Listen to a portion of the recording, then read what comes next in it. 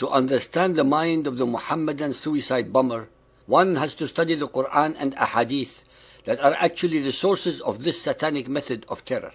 Unfortunately, because of time constraints, I can recite only a few examples from among the hundreds that fill the Quran and Hadiths. Chess.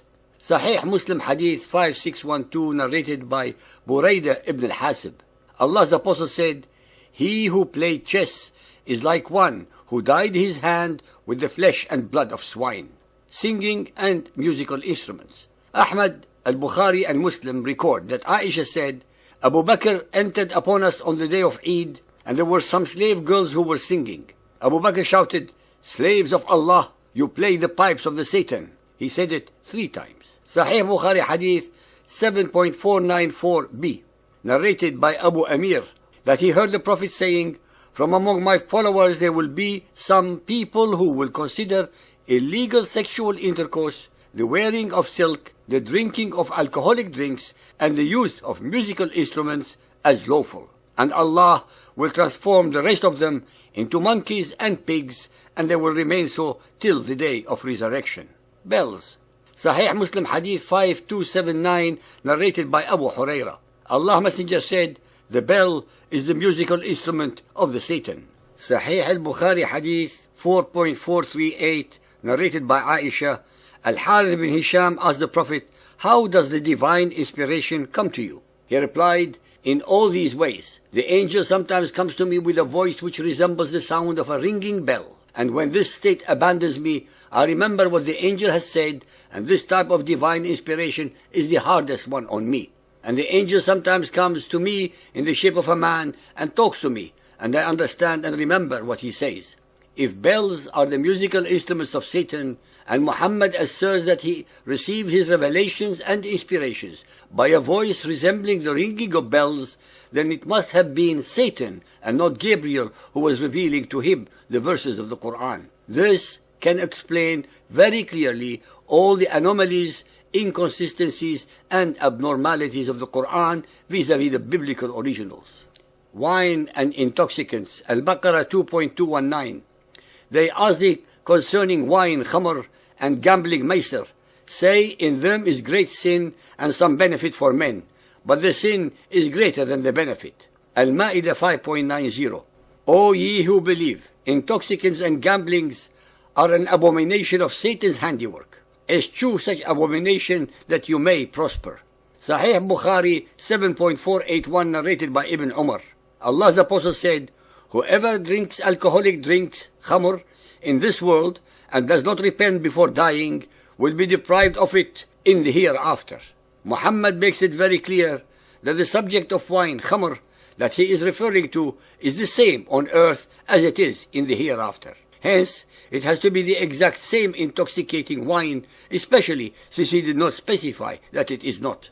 Gambling. Al-Ma'idah 5.90. O ye who believe, intoxicants and gamblings are an abomination of Satan's handiwork. Sunan Abu Dawood 2573, narrated by Abu Huraira. The Prophet said, "If one enters a horse with 2 others, when he is not certain that it cannot be beaten, it is not gambling. But when one enters a horse with 2 others, when he is certain it cannot be beaten, it is gambling." Gold. Al-Hajj 22:23. Allah will admit those who believe and work righteous deeds to gardens beneath which rivers flow. They shall be adorned therein with bracelets of gold and pearls, and their garments there will be of silk. Sahih al-Bukhari Hadith 7.728, narrated by Hudayfa. The Prophet forbade us to drink out of gold and silver vessels or eat in it, and also forbade us the wearing of silk or sitting on it. Sahih Muslim Hadith 5176, narrated by Ali ibn Abu Talib. Allah's Messenger forbade wearing of silk and yellow clothes and the gold ring. Sunan Abu Dawood 4224, narrated by Abu Huraira. The Prophet said, "If anyone wants to put a ring of fire on one he loves, let him put a gold ring on him. If anyone wants to put a necklace of fire on the one he loves, let him put a gold necklace on him. And if anyone wants to put a bracelet of fire on the one he loves, let him put a gold bracelet on him. Keep to silver and amuse yourselves with it." Silk. Al-Kahf 18.31. For them will be gardens of eternity, beneath them rivers will flow. They will be adorned therein with bracelets of gold, and they will wear green garments of fine silk and heavy brocade. Sahih al-Bukhari Hadith 7.722, narrated by Ibn Abi Layla. Allah's Apostle said, gold, silver, silk, and dibaj, a kind of silk, are for them, unbelievers, in this world, and for you Muslims in the hereafter. Al-Tirmidhi Hadith 4404, narrated by Uqba bin Amir.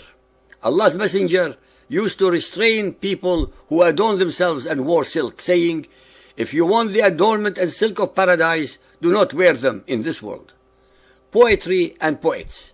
Al-Anbiya 21.5. Nay, they say, medleys of dreams.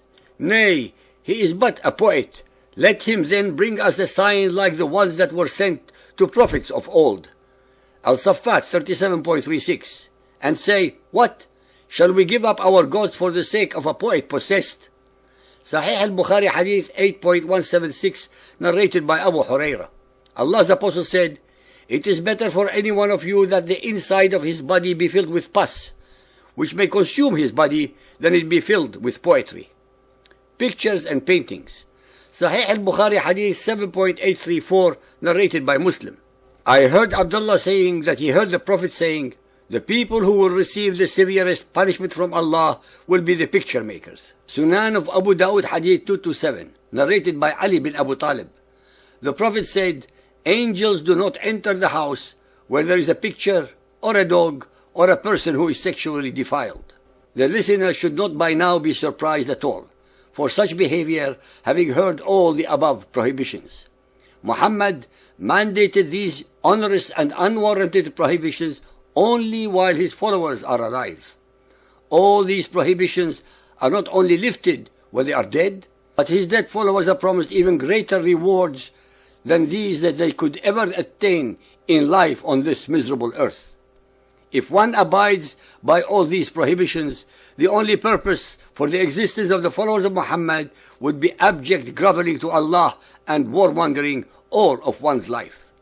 Can the reader imagine his or her own life conducted without singing or songs, poetry or poems, musical instruments, no symphonies, no orchestras, no operas, no dancing, no painting or pictures, hence no television, no cameras, no videos, no sculpture, hence no museums, wine and other intoxicants forbidden, gold and golden jewelry to adorn oneself prohibited, no more silk garments or gambling.